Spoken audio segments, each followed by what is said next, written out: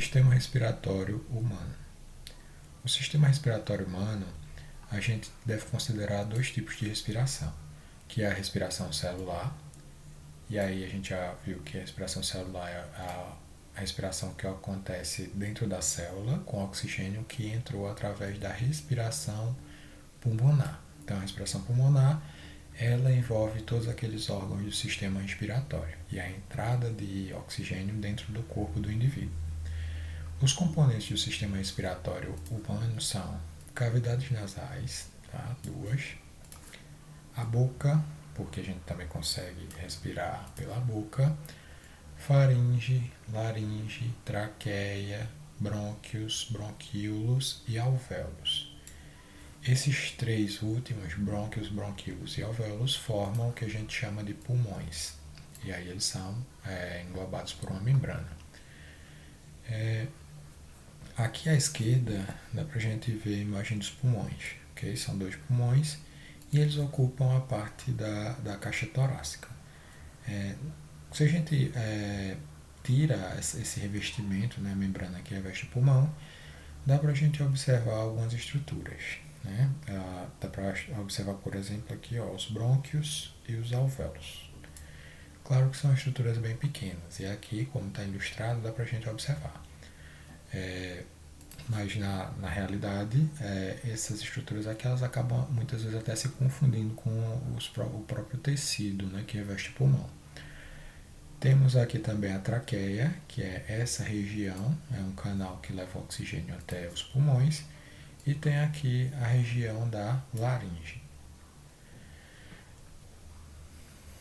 Nas cavidades nasais, o ar entra dentro do organismo. Tá? Digamos que ela seja a porta de entrada. A gente fala da cavidade nasal, mas a boca também faz parte, né? Também pode promover essa entrada de ar dentro do corpo. Lembra que quando a gente respira, nosso organismo ele não respira apenas o oxigênio. Qualquer poluente ou qualquer outro gás que esteja em suspensão, o nosso organismo vai conseguir respirar. Entretanto, a hemoglobina ela tem afinidade apenas com alguns desses gases. Tá? E aí um dos gases do qual a hemoglobina tem muita afinidade é o oxigênio. Por isso que a gente consegue tirar o oxigênio do ar. A cavidade nasal ela é separada por duas partes iguais, né? Em duas partes iguais. E aí essas partes iguais elas são separadas pelo septo, que é uma cartilagem que fica exatamente no meio do nariz. Então, quem tem problema, por exemplo, de desvio de septo, significa que esse septo, por alguma pancada ou algum dano, foi desviado para alguma das direções, ou direita ou esquerda. A cavidade nasal ela é revestida pela mucosa nasal. Essa mucosa nasal, como o próprio nome diz, ela produz um muco e ela também é revestida por vários pelos curtos. Esses pelos eles servem como proteção. Uma vez que, se você tiver um ambiente onde tem muita poeira ou partículas em suspensão, esses pelos eles vão servir para captar, né, para barrar algumas das impurezas que entrariam no seu sistema respiratório.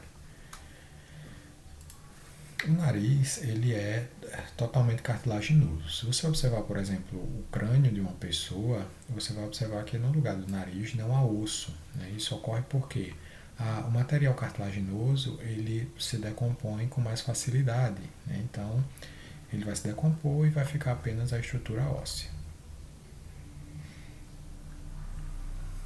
Além do nariz, o ar ele vai passar também pela faringe e pela laringe. A faringe ela é um órgão tubular e esse órgão tubular ele é comum ao sistema respiratório e digestório. Então, quando a gente observa nessa imagem abaixo a disposição dos órgãos aí na parte superior do corpo, a gente vê, por exemplo, a cavidade oral, que essa cavidade oral também permite a entrada de oxigênio, e a gente vê, aí na imagem não ficou claro, mas logo acima da cavidade oral a gente tem a cavidade nasal. E essa cavidade nasal, as fossas nasais, elas permitem que o oxigênio entre. Então a gente tem dois caminhos para o oxigênio. Por isso que você consegue respirar com a boca fechada e consegue respirar também com o nariz fechado. Mas a gente tem aqui a faringe, que é um canal comum a esses dois sistemas, tá? A entrada do oxigênio pela boca e também, consequentemente, comida, né? E tem a cavidade nasal, que é por onde entra só por onde deve entrar só o oxigênio.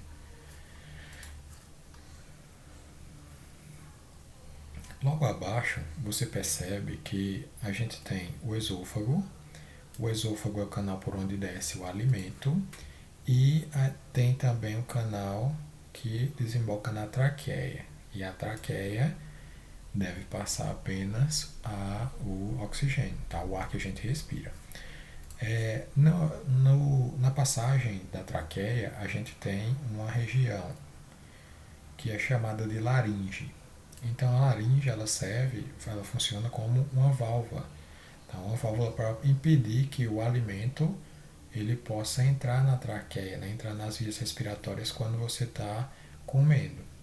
Então, quando a gente engasga, muitas vezes é porque o alimento ele acabou invadindo aí a região da laringe e forçou uma entrada na traqueia.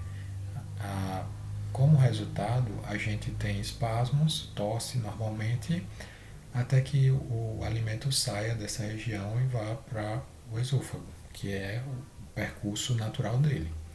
Ok? Então, isso a gente chama de engasgo. Né? Quando a gente engasga, é justamente isso que acontece no organismo. Na laringe a gente possui as pregas vocais. E aí essas pregas vocais elas são responsáveis pela fala. Então se você observar uma pessoa falando, você também deve perceber que ela tem que controlar a respiração. E aí controlar a respiração significa que ela vai conseguir modular melhor a voz e consegue falar bem, consegue falar claramente. Então, se você tiver problemas respiratórios, é possível, é provável que sua fala ela também seja impactada com isso. A faringe, a boca e as fossas nasais, elas formam uma caixa de ressonância. Então, se você fechar o nariz, por exemplo, enquanto está falando, você vai verificar alterações na sua voz. Assim como se sua dentição ela não estiver completa, né, você também vai ter a dificuldade para pronunciar algumas palavras, né, fazer alguns sons. Vejam esse vídeo com o funcionamento das pregas vocais.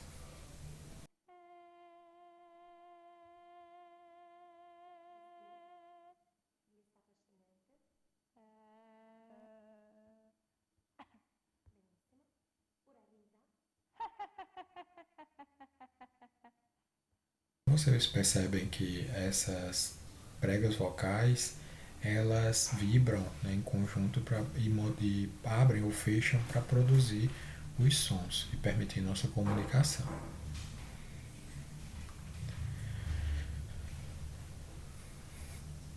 Depois de passar pela laringe, o ar ele entra por uma estrutura chamada traqueia. A traqueia é um órgão tubular e ela é recoberta por uma armadura cartilaginosa. O que é isso? Na traqueia, é isso aqui que eu estou destacando para vocês. A traqueia é um tubo e esse tubo ele é cercado por anéis cartilaginosos.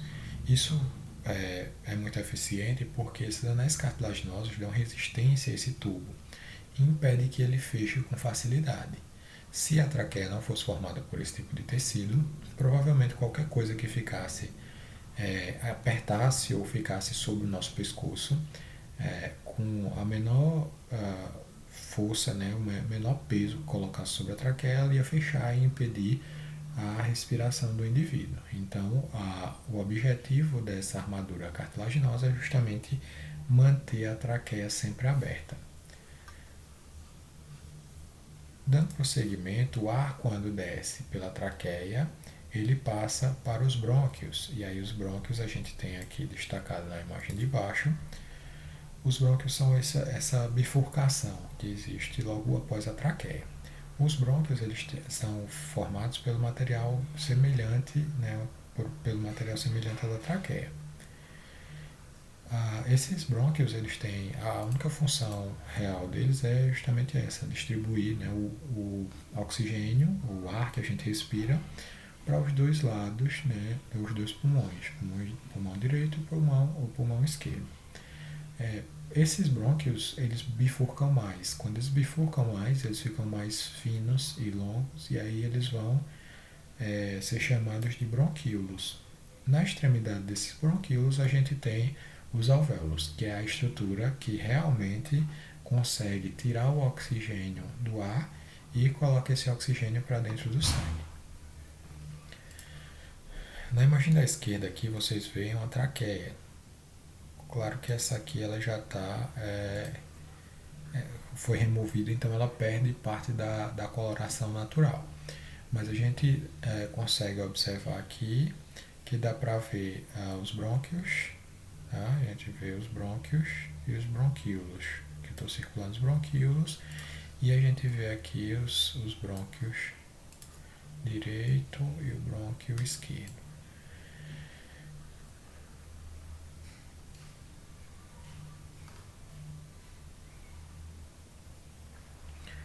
Em relação aos brônquios, existe um problema de saúde, que é a bronquite. A bronquite é a inflamação dos brônquios.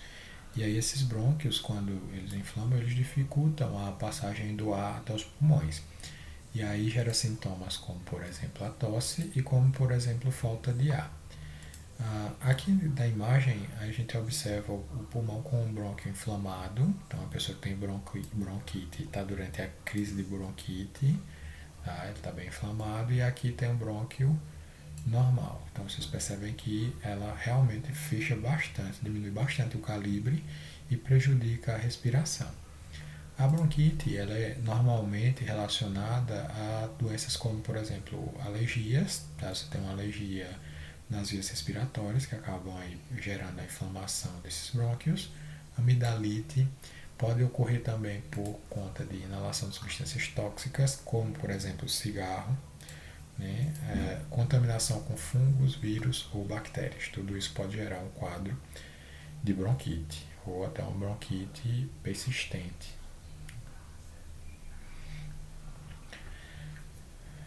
Os pulmões, eles são os órgãos situados na caixa torácica. E aí dentro dos pulmões estão localizados as ramificações dos brônquios, né? Então a gente viu que os brônquios, cada um deles vai para um dos pulmões, tá? E no final desses brônquios e dos bronquíolos tem os alvéolos pulmonares. Os alvéolos pulmonares são a ponte entre o ar que inalamos e o sangue, tá? Então essa é de fato a função desses alvéolos pulmonares. Aqui dá para a gente ver o pulmão com a membrana revestindo, tá? E aí dá para observar bem a questão dos brônquios e dos bronquíolos. Os pulmões eles ficam localizados aqui na caixa torácica. Então nessa imagem da direita dá para a gente observar exatamente como é que ficam arranjados os pulmões dentro da caixa torácica do ser humano. Okay? Ele não ocupa toda a extensão, mas ele ocupa a parte superior do corpo. Os pulmões são revestidos pela pleura. Tá? A pleura ela é uma membrana formada por duas camadas, e essas camadas são justapostas e tem um espaço entre elas preenchido por um líquido. Esse líquido que preenche a pleura, e a pleura em si, ela serve para proteger o pulmão contra danos mecânicos. Então, se você observar o pulmão ele fica muito próximo do coração. E aí, o próprio movimento do coração, ou o movimento dos respiratórios com as costelas, né, o atrito do pulmão com a costela, ele poderia gerar algum dano. Mas isso não acontece porque a pleura ela serve como uma membrana protetora, né, dos pulmões. Algumas atividades e alguns hábitos podem prejudicar o funcionamento do sistema respiratório. E aí a gente tem como um hábito prejudicial o hábito de fumar. Se vocês observarem a imagem abaixo, dá pra gente ver o pulmão de uma pessoa não fumante e o pulmão de uma pessoa fumante. Tá? A princípio, os danos ao pulmão de uma pessoa fumante eles são reversíveis. Então, quando a pessoa para de fumar, em alguns meses ela já consegue observar uma diferença bastante significativa na qualidade de vida, né? Na melhoria da respiração, tá? Só que se você fuma há muito tempo, é possível, é provável que essa condição do pulmão ela acabe danificando de maneira irreversível. E aí você está mais suscetível, por exemplo, a um câncer de pulmão, tá? Um efizema pulmonar. Outras atividades que também podem prejudicar os pulmões são a exposição constante à fumaça. Então, pessoas que trabalham ou que têm contato direto com atividades industriais que geram muita fumaça, ou fumaça que muitas vezes são tóxicas, elas acabam tendo danos pulmonares por conta disso. Para que o oxigênio entre dentro do nosso corpo, existe uma série de movimentos realizados pelos pulmões, pelos os órgãos do sistema respiratório como um todo. Então a gente tem nos movimentos respiratórios duas categorias de músculos principais, tá? Um é o músculo diafragma e os outros são os músculos intercostais. Então são esses músculos que conseguem promover aí o movimento do pulmão para que o ar entre dentro, tá? Dentro do pulmão e o pulmão seja uma ponte, né, entre o ar que está do lado de fora e o ar dentro do corpo. Então o diafragma desce, e aí quando o diafragma desce, ele vai aumentar o volume vertical do tórax, tá? Ou seja, o pulmão ele vai crescer na vertical, ok? E aí vai se encher de ar. Já os músculos intercostais, eles levantam as costelas, tá? Puxam as costelas, promovendo um aumento horizontal dos pulmões. E aí o volume do pulmão ele vai aumentar na vertical e vai aumentar também na horizontal. Bom, gente, aqui tem um modelo tridimensional para a gente observar direitinho a disposição dos órgãos do sistema respiratório.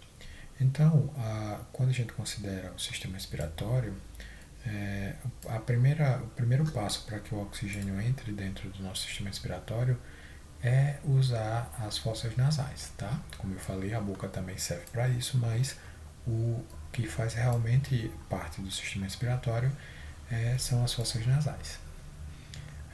Além das fossas nasais, a gente tem também a faringe. E a faringe é esse canal que desce, tá, até a parte do pescoço. Depois da faringe, a gente tem a laringe. A laringe é a estrutura que muitas vezes a gente observa no homem principalmente, tem uma estrutura que é chamada de pomo de Adão. Esse pomo de Adão é uma cartilagem que protege a região da laringe. Ela é mais acentuada nos homens, mais protuberante nos homens, porque a influência da testosterona faz com que ela se desenvolva mais. Tá? Na mulher, esse pomo de Adão, essa cartilagem, ela é mais discreta.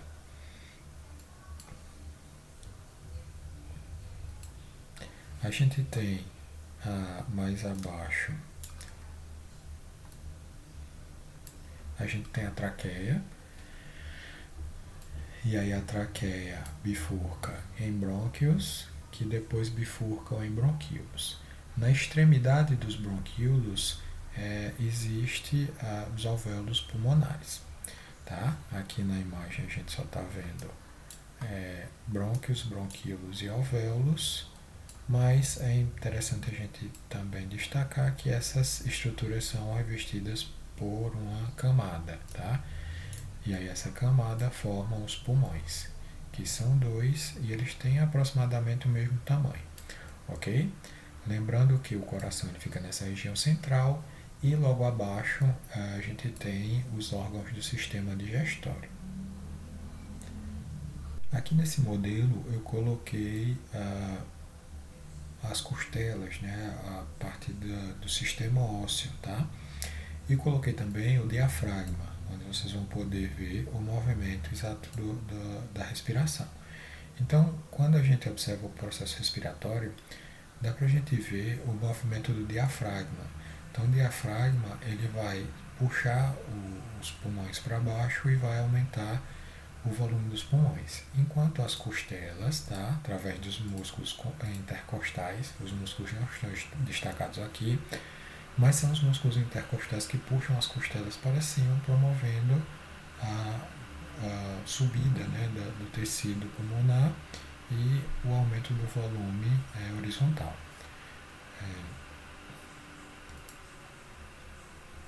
Deixa eu tirar aqui o externo para a gente observar melhor os movimentos intercostais, tá? Então esse processo aí é o processo de respiração do ser humano. Ok? Lembre que aqui nessa cavidade central fica o coração. O transporte de gases dentro do nosso organismo ele segue algumas etapas. Então, quando a gente considera o transporte do oxigênio, o transporte do oxigênio envolve a etapa de inspiração, que é a entrada do ar dentro dos pulmões. Depois disso, ocorre a hematose. Na hematose, o oxigênio que está dentro dos pulmões, que está dentro do interior dos alvéolos, ele vai passar para o sangue. Então, a gente pode dizer que a hematose é o processo onde o oxigênio do ar, ele passa para dentro do sangue. E o fato de passar para dentro do sangue é uma atividade chamada de formação da oxihemoglobina. Então, a oxihemoglobina ela se forma quando as hemácias elas captam o oxigênio que está dentro dos alvéolos. Aqui à esquerda a gente vê uma imagem detalhada dos alvéolos. Tá? E aí o nosso pulmão ele tem milhares de alvéolos. Na imagem da direita a gente observa as hemácias, que são as células do sangue responsáveis pela captação e transporte de oxigênio. O oxigênio que é transportado através do sangue, ele sai para oxigenar os tecidos. A gente já viu que ele tem, o sangue ele tem esse objetivo, né, de carregar o oxigênio para oxigenar os tecidos. E esse oxigênio ele sai da hemácia por difusão. Quem lembra dos transportes através da membrana celular percebeu que a difusão é um desses transportes. E aí a difusão é nada mais do que o fato do oxigênio sair de onde está mais concentrado para onde está menos concentrado. No caso, uma hemácia com a concentração alta de oxigênio, ela acaba perdendo o oxigênio para o ambiente menos concentrado, que nesse caso seria as células dos tecidos. Okay? Então, o oxigênio ele consegue entrar nas células dos tecidos através da difusão. A gente tem também, fazendo o caminho inverso, o gás carbônico, o dióxido de carbono. Lembrem que quando a célula promove a respiração celular, sobra, né, tem como resultado a liberação de gás carbônico. E esse gás carbônico tem que ser eliminado através dos pulmões. Aqui eu coloquei a imagem de capilares sanguíneos, tá? Aqui é uma rede de capilares sanguíneos e deste outro lado também tem capilares sanguíneos. Dá para a gente observar que algumas partes do corpo têm mais capilares sanguíneos do que outras. Então tem órgãos que necessitam de uma passagem constante de sangue, como por exemplo os rins. Os rins eles têm a capacidade de tirar as substâncias excretas, né, do sangue. Então, é normal, é natural que dentro dos rins tenha uma quantidade grande de capilares e de vasos sanguíneos. A eliminação de gás carbônico dos tecidos, ela se dá de forma diferente em relação à entrada do oxigênio. Então, a gente tem uma pequena parte apenas do gás carbônico ligando-se à hemoglobina. Isso porque a hemoglobina ela não tem tanta afinidade com o gás carbônico como tem com o oxigênio. Então, apenas uma pequena parte liga-se à hemoglobina, formando a carboxihemoglobina. E aí essa carboxihemoglobina vai até os alvéolos pulmonares para serem jogados para fora, né, do organismo. A maior parte do gás carbônico é transportada através do plasma sanguíneo. Tá? E aí esse gás carbônico ele vai em forma de bicarbonatos, ele vai dissolvido no plasma. Quando esses bicarbonatos chegam nos pulmões, eles são convertidos novamente em gás carbônicos e aí são expulsos do organismo. através do movimento de expiração, que é quando o nosso pulmão diminui o volume e a gente coloca o ar para fora do organismo. Então, sempre que a gente promove inspiração, a gente está colocando para dentro do corpo oxigênio, e quando a gente promove expiração, a gente está jogando para fora do corpo gás carbônico. Aqui tem uma imagem curiosa à esquerda, que são os alvéolos, tá? São os vasos sanguíneos dentro de um alvéolo. Então esse alvéolo foi seccionado, ele foi partido, né, ao meio, e dá para ver essas células vermelhas são as hemácias dentro do vaso sanguíneo do alvéolo, ok? À direita a gente tem um esquema que mostra como é que funciona essa entrada de oxigênio e a saída de gás carbônico. Então vejam aqui no alvéolo que a gente tem sangue venoso, tá? Esse sangue venoso é o sangue que é rico em gás carbônico, e tem do outro lado sangue arterial, que é o vermelhinho, tá? Representado pela cor vermelha. E aí esse sangue arterial é o sangue que é rico em oxigênio. Perceba que o oxigênio está entrando aqui dentro do alvéolo, e do alvéolo ele vai passar para os vasos sanguíneos, tá? E vai formar o sangue arterial. Enquanto que o sangue venoso, ele está vindo pelos vasos sanguíneos, ele vai entrar no alvéolo e vai sair, né, em direção ao meio externo, tá? Ao lado de fora do corpo, ok?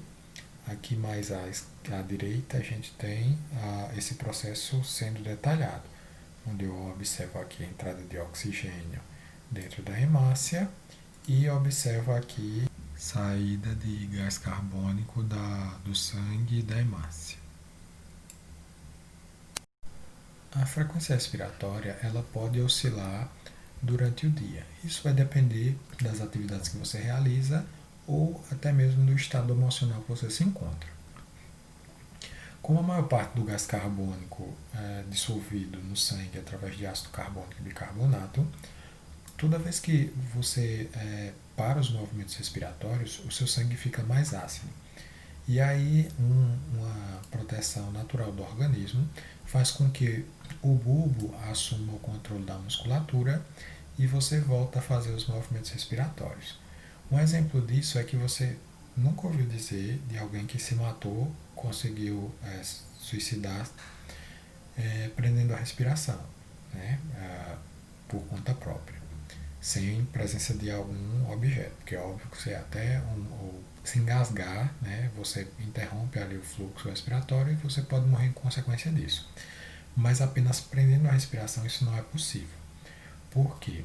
Quando você prende a respiração, o seu sangue, quando ele vai detectando, quando o seu organismo detecta a falta de eliminação de gás carbônico, o seu sangue vai ficando mais ácido. E aí o bulbo assume o controle da sua musculatura e você inconscientemente começa a respirar novamente.